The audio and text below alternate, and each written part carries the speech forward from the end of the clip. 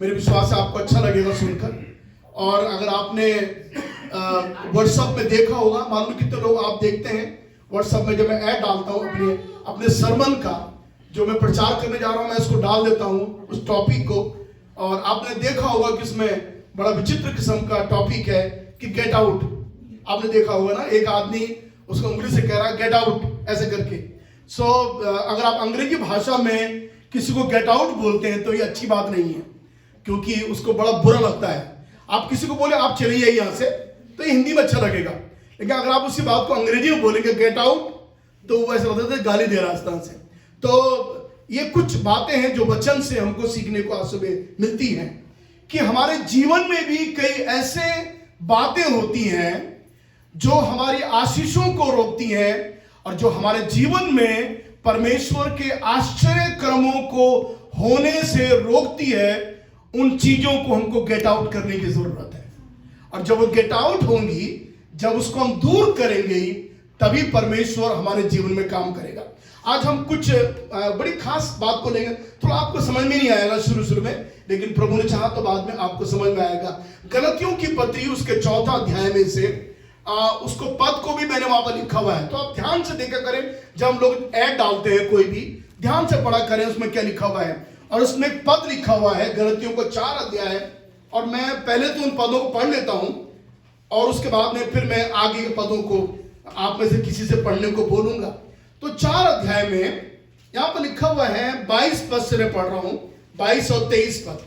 पहले 22 और 23 पद को पढ़ लेते हैं। 4 अध्याय उसका 22 और 23 पद, गलतियों की पत्री उसका 4 अध्याय उसका 22 और 23 पद। यह लिखा है कि इब्राहिम के 2 पुत्र हुए। इब्राहिम के 2 पुत्र हुए, एक दासी से एक स्वतंत्र स्त्री से। 23 पद, परंतु जो दासी से हुआ वो शारीरिक रीति से जन्मा, परंतु जो स्वतंत्र स्त्री से हुआ वो प्रतिज्ञा के अनुसार जन्मा। तो यहां पर इब्राहिम की 2 पत्नियों के बारे में, 2 स्त्रियों के बारे में बताया जा रहा है। पौलुस गलतियों की कलीसिया को बता रहा है कि इब्राहिम की 2 स्त्रियां थी। बहुत ध्यान से सुनना, आप जो नहीं जानते आपको थोड़ा मुश्किल होगा समझने के लिए। एक स्त्री जो बिहाता थी उसका नाम सारा था, और जो बिहाता नहीं थी, जो उसकी कहने की दासी थी, जो गुलाम थी, जो उसके घर में रहती थी। पहले जमाने में गुलाम स्त्रियों को रखा जाता था, उनको खरीद के अपने लिए घर में नौकर का काम उनसे करवाया जाता था। तो ये जो हाजिरा, जो ये गुलाम स्त्री थी, जो दासी थी, उससे भी एक बेटा पैदा हुआ। तो हाजिरे का जो बेटा पैदा हुआ इब्राहिम से, उसका नाम इस्माइल था, वो बड़ा था। और बुढ़ापे में जो दूसरा बेटा हुआ इसहाक पैदा हुआ, वो सारा से पैदा हुआ। तो ये 2 बेटे पैदा हुए। इन 2 बेटों के बारे में समझने की कोशिश करना। देखिए, पौलुस नए नियम में इन 2 पुत्रों के बारे में बता रहा। पहला पुत्र जो अपनी पत्नी से हुआ, स्वतंत्र स्त्री से, और दूसरा जो पुत्र उत्पन्न हुआ वो दासी से, अर्थात गुलाम की जिंदगी बिताने वाली स्त्री थी, उससे पैदा हुआ। तो 2 स्त्रियों से 2 बेटे पैदा हुए। पहली स्त्री जो बिहाता थी, जिससे इब्राहिम की शादी हुई थी, उससे हुआ, और दूसरा दासी से हुआ। अच्छा, आप बोलेंगे ऐसा क्यों हुआ? तो मैं बताना चाहता हूं, उस जमाने में कोई कानून लॉ नहीं था। लॉ तो मूसा के आने के बाद बना, तो उस समय में कोई आप कुछ भी कर सकते हैं जैसा आप चाहते हैं, क्योंकि कोई कानून नहीं था। अभी कानून है, हम लोग एक पत्नी कर सकते हैं, ऐसे नहीं 3-4 करते फिर। ये भी अभी कानून है हमारे लिए, सब चीजें। तो उस समय में कानून नहीं था, आप समझ रहे? ओके, सो 2 स्त्रियां हैं, 2 बेटे हैं। फिर से कह रहा हूं, पहली स्त्री जो स्वतंत्र स्त्री बोला गया है, स्वतंत्र स्त्री वो होता है जो पत्नी होती है। फिर दूसरी स्त्री जिससे बेटा पैदा हुआ, वो एक गुलामी की जिंदगी बिताने वाली स्त्री, एक दासी से पैदा हुआ है। अच्छा, अब ये 2 जो पैदा हुए लोग, जो स्वतंत्र स्त्री से पैदा हुआ था, लिखा हुआ है वो तो प्रतिज्ञा के अनुसार पैदा हुआ, और जो शरीर से पैदा हुआ था ये वो था जो दासी से पैदा हुआ था। ओके, अब थोड़ा सा और समझ जाएंगे उसके बाद में। अब हम पढ़ेंगे इसके 28 पद से। हे भाइयों, हम इसहाक की नाई प्रतिज्ञा की संतान हैं। पौलुस क्या कह रहा, हमारे बारे में क्या कह रहा? हम किसकी संतान हैं? हम किसके संतान हैं? बिहाता की दासी की। बोली किसके संतान है? आप समझे ना? समझे? हम किसके संतान है? पौलुस कह रहा बिहाता की दासी की। बिहाता की, है ना जी? है ना? हम बिहाता की, जो इसका मतलब हम इलीगल चाइल्ड नहीं है, हम लीगल चाइल्ड। उसके बाद देखिए लिखा हुआ है, तो जैसा उस समय शरीर के अनुसार जन्मा हुआ आत्मा के अनुसार जन्मेओं को सताता था, वैसे ही अब भी होता है। तो क्या था? ये जो दासी का जो बेटा था, ये नौकरानी का जो बेटा था, ये बिहाता की जो बेटा था इसहाक, उसको सताता था। बहुत ध्यान देना इसको। आज हम बात कर रहे हैं गेट आउट, निकलो बाहर यहां से। तो ये क्या करता था? नौकरानी का लड़का, कई बार मैं घर में भी ऐसा होता है, नौकरानी समझती नहीं वो नौकरानी है, वो ऐसे कई बार बिल्कुल मालकिन बनने की तरह एक्टिंग करती है वो। तो नौकरानी का लड़का, दासी का लड़का, गुलामी की जिंदगी बिताने वाले का लड़का, बिहाता जो बीवी थी उसके बेटे इसहाक को ये सताता था। और पौलुस कह रहा है, देखिए बड़ी वंडरफुल, कभी आपने गौर नहीं किया, पौलुस कह रहा है आज भी ऐसा ही होता है दुनिया में। हम जो आत्मिक लोग हैं, हम जो इब्राहिम के संतान से हम पैदा हुए हैं, हम जो आत्मिक है, हमारा जो नया जन्म हुआ है, हम जो परमेश्वर के संतान हैं, आज दुनिया के जन्मे हुए लोग जो पाप के गुलाम हैं, वे हमें सताते हैं। देखिए मुझे मालूम नहीं, आप, मैंने इसलिए बोला आपको मालूम समझ में आएगा कि नहीं आएगा। अब तब क्या हुआ आगे? तब क्या हुआ? 30 पद को कोई जरा पढ़, 30 पद को कोई पढ़ेगा। हाँ, परंतु पवित्र शास्त्र क्या कहता है? अब पवित्र शास्त्र तो क्या कहता है? हाँ, दासी और उसके पुत्र को निकाल दे। क्या कर दे उसको? दासी और उसके पुत्र के क्या कर दे? मतलब उनको बोल दे गेट आउट, जाओ यहां से। तुम हमको सताते हो। हमारे स्वतंत्र स्त्री से जो बेटा पैदा हुआ है, तुम गुलाम होकर उनको सताते हो। तुम जाओ, यहां से निकल जाओ। और देखिए बाइबल में जब आप उत्पत्ति की पुस्तक उसका 21-22 अध्याय पढ़ेंगे, तब परमेश्वर जब सारा ने अपने पति इब्राहिम से बोला इस स्त्री को और इसके बेटे को तो निकाल दे, गेट आउट कर दे इनको, तो आप जानते, तो परमेश्वर ने हामी भरी। परमेश्वर ने इब्राहिम से कहा जैसा सारा बोल रही है वैसे कर ले, जैसा सारा बोल रही है वैसे कर। सचमुच में ये जो दासी का बेटा है इसको निकाल दे। क्यों? सुनिए, बहुत इंटरेस्टिंग बात है। क्यों निकाल दे? क्योंकि ये इस खानदान का उत्तराधिकारी नहीं हो सकता है। कौन होगा? जो स्वतंत्र स्त्री से पैदा हुआ बेटा है, जो बिहाता से पैदा हुआ है, वही इस घर का उत्तराधिकारी होगा। क्या बढ़िया बात है। पौलुस कितनी बात, सुंदर बात बता रहा है। मालूम नहीं कभी आपने गौर किया नहीं किया, लेकिन परमेश्वर का आत्मा आज सुबह आपसे ही कह रहा है, हम स्वतंत्र स्त्री के संतान हैं। पहली बात, हम गुलामी की इसके संतान नहीं है। और जैसे वो उसको सताता था, आज हम भी सताए जाते हैं। परमेश्वर के लोग आज दुनिया में देखो कितने सताए जाते हैं, कितना उनको मारा जाता है, उनको पीटा जाता है, उनको धक्के दिए जाते हैं, उनको भूखा रखा जाता है, उनको किडनैप किया जाता है। आप परमेश्वर के लोगों के साथ इन दुनिया में क्या क्या हो रहा है सोचो। ये सताए जा रहे हैं। सता कौन रहा है? ये जो दास के, पाप के दास को, जो गुलामी की जिंदगी बिताने वाले लोग हैं, ये लोग जो आत्मा से जन्मे हुए बच्चे, उनको सता रहे हैं। आज चर्च ऐसी तौर से गुजर रहा है जिसमें कलीसिया को दुनिया के लोग, जो ये गुलाम की जिंदगी बिताने वाले लोग हैं, ये सता रहे हैं। पौलुस कह रहा है ये अब भी होता है, ये आज भी होता है। इसका मतलब पौलुस के जमाने में बहुत होता था जब परमेश्वर के लोग सताए जाते थे। अब क्या करना है तुमको? अगर तुमको इनसे आजादी लेनी है, इनको निकाल दो।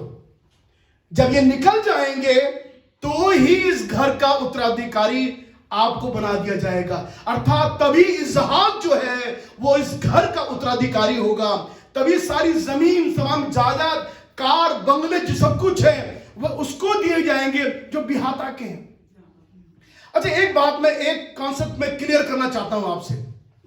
वो ये है कि विवाह के लिए एक स्त्री और एक पुरुष को रखा गया, बस ये बाइबल का कानून है। और परमेश्वर ने आदि से एक स्त्री एक पुरुष को बनाया बस, और दूसरा नहीं बनाया। और उनको हम पति पत्नी कह सकते हैं, कानूनी तौर से कहते हैं, और स्वर्ग का नियम भी यही है कि वो पति और पत्नी है। परमेश्वर ने कहा इन दोनों को अलग मत करो, परमेश्वर ने ऐसा कहा है। उसके अलावा यदि पति किसी स्त्री को रख लेता है या पत्नी किसी आदमी को रख लेती है, तो अक्सर हम लोग क्या बोलते हैं, हम बोलते हैं ये इसकी दूसरी बीवी है, विच इज रॉन्ग, वो गलत है। बीवी दूसरी नहीं होती है, बीवी तीसरी नहीं होती है, बीवी चौथी नहीं होती है कि ये तीसरी बीवी है इसकी, ये बोलना गलत है। ऐसा कोई नियम, कोई वर्ड नहीं है इसके लिए। आप जानते हो अगर दूसरी है तो वो क्या है, क्षमा करें मुझे बोलते हुए, अगर दूसरी है तो हम उसको बोलते हैं वो रखेल है। वो बीवी नहीं हो सकती है, वो पत्नी नहीं हो सकती है, सीखना भी वाइफ शादी पत्नी वो होती है जो बिहाता होती है।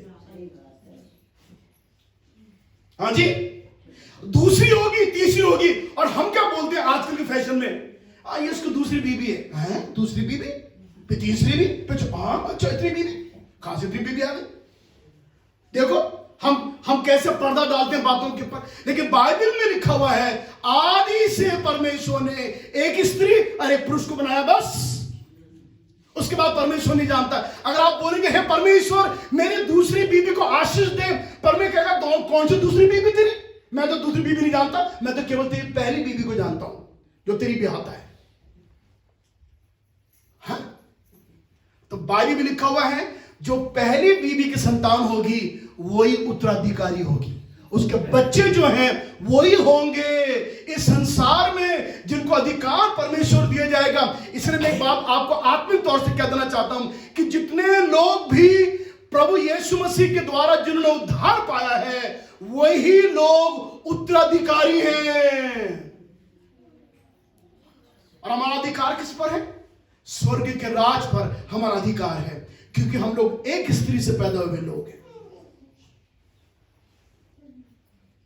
तो बाइबल में लिखा हुआ है वे जो अनवांटेड है, वे जो उत्तराधिकारी नहीं हो सकता है, उसको निकाल के बाहर कर, गेट आउट कर दे तुरंत से, क्योंकि ये वो अधिकार नहीं मिलेगा जो अधिकार बिहाता के बेटे को मिलना चाहिए, उसको निकाल दे।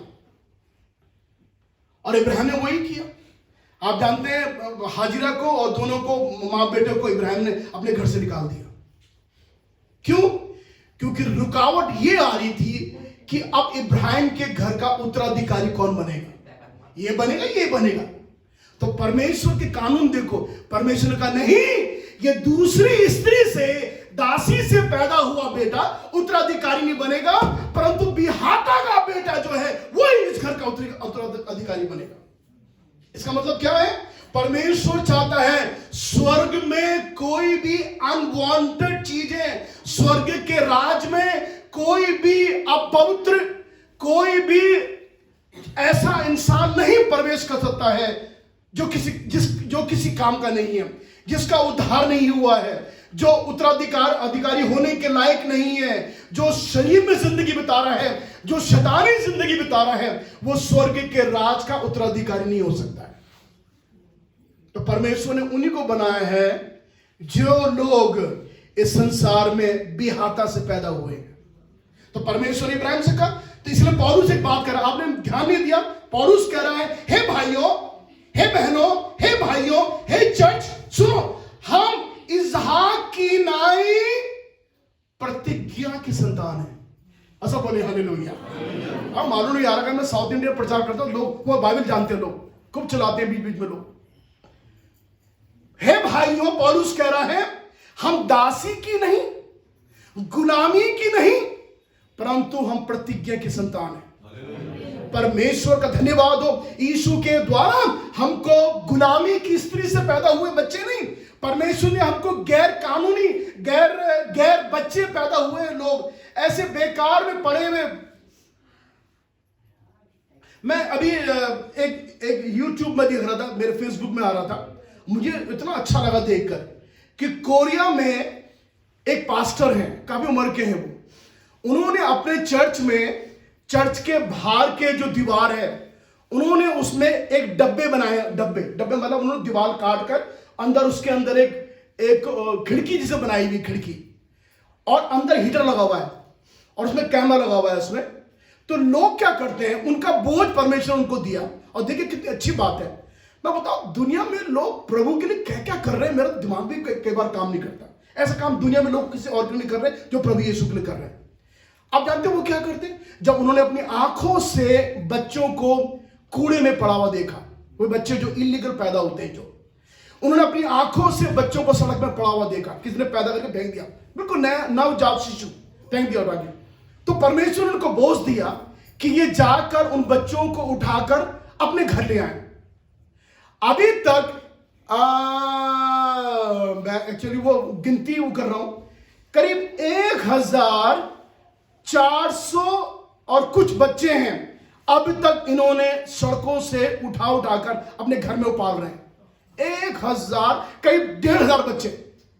तो जब उन्होंने देखा कि लोग बच्चे से फेंक रहे हैं, बच्चों की बेकदरी हो रही है, और ये वो बच्चे हैं जो रेप से पैदा होते हैं, ये वो बच्चे हैं जो इलीगल पैदा होते हैं, जो शादी के बगैर जो लोग मौज मस्ती करते हैं, ये वो बच्चे। तो जब फेंक देते हैं तो बच्चे से, तो इनके मन में परमेश्वर ने बोझ डाला, अब तू इन बच्चों की देखभाल कर। तब ये क्या करते हैं, जो बच्चे, माँ बाप, औरत या आदमी जो भी सड़क में फेंक रहे थे, कूड़ा में फेंक रहे थे, इन्होंने क्या करा, अपने चर्च में, अपने चर्च के बाहर दीवारों पर उन्होंने ऐसे बॉक्स बना दिए। ऐसे बॉक्स बने हुए हैं, ढेर बॉक्स बने हुए हैं यहाँ पर में। तो और अंदर पे हीटर लगा हुआ है क्योंकि ठंड के लगा है, और उसमें कैमरा लगा पड़ा हुआ है। तो वो अपने घर में बैठे देखते रहते हैं। तो जो लोग बच्चे को, सबको मालूम हो गया कि कोई भी जो बच्चा इलीगल है, जो बच्चा मतलब सही तरह पैदा नहीं हुआ, तो फेंकने वाले बच्चे अब कूड़े में ही फेंकते हैं वो लोग। तो वो क्या करते हैं, वो आते हैं चुपके से, उठाकर ढक्कन खोलते हैं, अपने बच्चों को लटा के ढक्कन बंद करके चले जाते हैं, और वो अपने कमरे बैठे देखते रहते हैं। उनका कैमरा लगा हुआ उनका, और जैसे ही वो बच्चा रखते हैं, वहां घंटी बजती कमरे में उनके, वो तुरंत भागे हुए आते हैं और बच्चे को खुशी से उठा लेते हैं और अपने घर ले आते हैं बच्चे। आप समझ गए वो क्या कर रहे हैं? I tell you some ministry, ये सेवा है, ये एक सेवा है। ऐसी सेवा कोई धर्म में नहीं करते जो ये मेरे प्रभु के लोग जो कर रहे हैं। और वो पास्टर है, करीब 70-72 साल की उम्र के होंगे।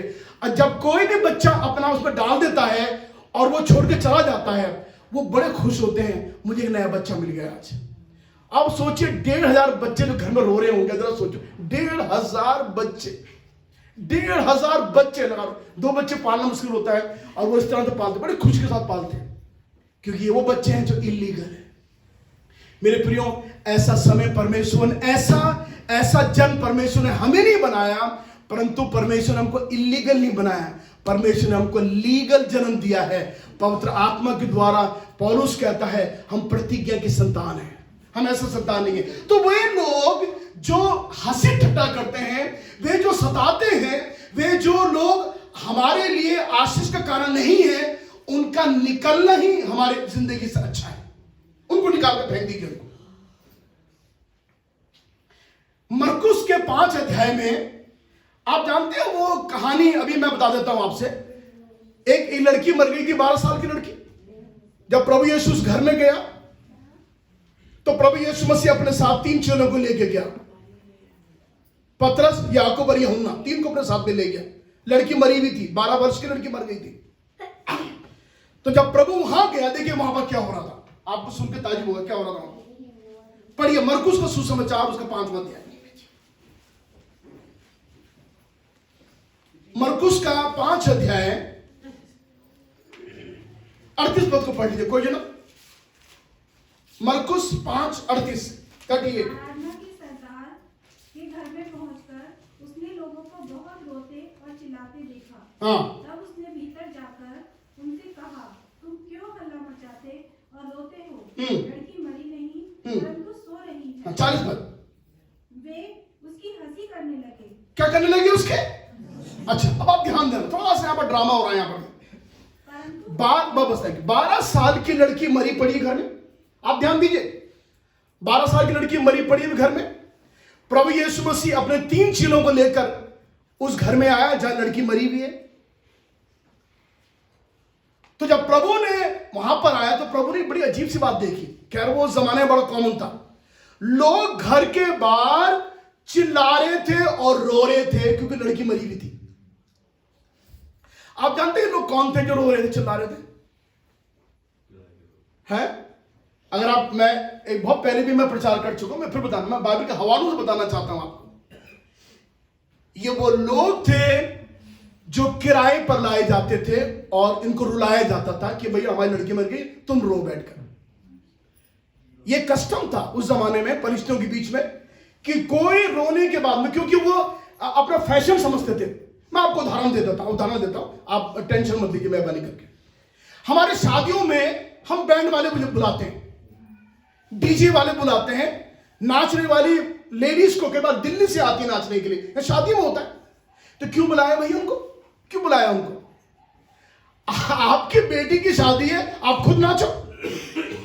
आपकी बेटी की शादी है, आप खुद बाजा बजाओ उसमें।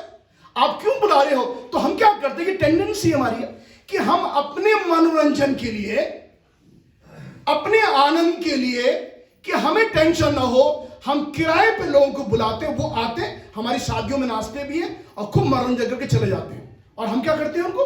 हम उनको नोट की गड्डी दे देते हैं। तो वो फैशन आज भी गया नहीं है, आज भी वही है।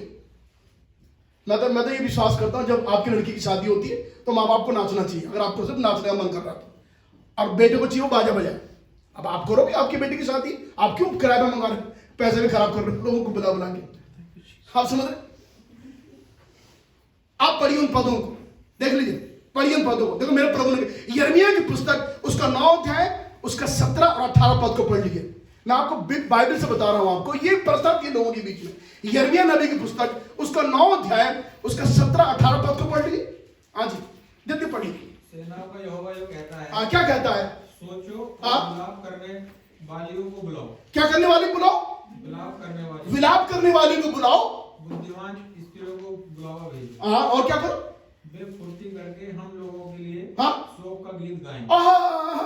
फुर्ती करके बुलाओ तो वो क्या करें? हमारे लिए शोक का गीत गाएं। ये बाइबल में है भाई। हाँ जी, कि हमारी आंखों से आंसू बह चले और हमारी पलकें जल जाएं। अब आप ऐसा गाना गा रहे हो, किराए वाले ऐसा गाना गा रहे हैं, आपके आंखों से आंसू गिर रहे हैं। बड़ी विचित्र बातें है ना। मतलब आपने जिन किराए के टट्टुओं को बुलाया गाना गाने के लिए, मरने पर वो ऐसा गाना गा रहे हैं, आंसू आपके निकल रहे हैं, लेकिन उसके लिए क्या कर रहे हैं आप उसके लिए पैसा दे रहे हैं उसके लिए। यीशु मसीह जब इस घर के अंदर आया तो 12 साल की लड़की जो मरी हुई थी उसके लिए किराए पे लाए हुए लोग बाहर चला रहे थे, बेटी मर गया। और जैसे प्रभु आया, प्रभु ने कहा बेटी मरी नहीं परंतु सो रही है। यही लोग जो पहले चला रहे थे, हा हा हा। अब देख रहे, अभी आपने पढ़ा, आप जानते प्रभु यीशु ने क्या करा? तो प्रभु अपने 3 चीलों को लेकर उस कमरे में गया जहां लड़की मरी पड़ी हुई थी, वहां गया। और तब प्रभु यीशु मसीह ने अपने हाथों से क्या करा? वे जितने ठट्टा करने वाले लोग थे, यीशु ने कहा उनको बाहर निकालो यहां से, गेट आउट, उनको बाहर निकालो यहां से, क्योंकि ये ऐसी ड्रामा यहां करेंगे, क्योंकि ये किराए पर लाए हुए लोग हैं, इनको पैसा दिया गया है, ये बाहर के लोग हैं, ये चंगाई के बारे में क्या जानते हैं, ये आत्मिकता के बारे में क्या जानते हैं, प्रार्थना के बारे में क्या जानते हैं, प्रभु की सेवकाई के बारे में जानते हैं, इनको गेट आउट करो यहां से। जब ये गेट आउट होंगे तभी लड़की जिंदा होगी। और बाइबल में लिखा हुआ है, यीशु ने पतरस और याकूब और यूहन्ना को और उसके मां बाप को अपने साथ में लिया, कमरे में गए और लड़की को बोला, हे लड़की उठ, और लड़की जिंदा हो गई। हालेलुया। ये कब हुई मेरे प्रियो? जब आप उन अनवांटेड लोगों को अपनी जिंदगी से उनको गेट आउट करेंगे, तब प्रभु काम करने लगेगा। अगर आप ऐसा काम नहीं करेंगे तो आप अपने कान खोल लीजिए आज सुबह के लिए। अगर आप अपनी जिंदगियों में तमाम वे लोग जो किसी काम के लिए तुम्हारे आपके फ्रेंड सर्कल में, ऐसे लोग जिनके साथ आप उठते बैठते हैं, जो आपके लिए ब्लेसिंग्स नहीं है, आपके लिए आशीर्वाद का कारण नहीं है, जो आपको बिगाड़ रहे हैं, जो आपको झूठ बुलवा रहे हैं, जो आपको नशा करवा रहे हैं, जो आपको सिगरेट पिला रहे हैं, जो आपको दारू पिला रहे हैं, जो आपको झूठ बोलना सिखा रहे हैं, इन लोगों को अपनी जिंदगियों से निकाल कर गेट आउट कर दीजिए। तब देखिए स्वर्ग का परमेश्वर आपको आशीष देगा और तभी चमत्कार भी होंगे। चमत्कार अगर वो लोग हंसते रहते बाहर बैठे हुए, क्या बकवास की बात कर रहा है, लड़की मर गई है, प्रभु यीशु चमत्कार नहीं कर पाता। उनको निकालने के बाद ही यीशु ने लड़की को जिंदा कर दिया।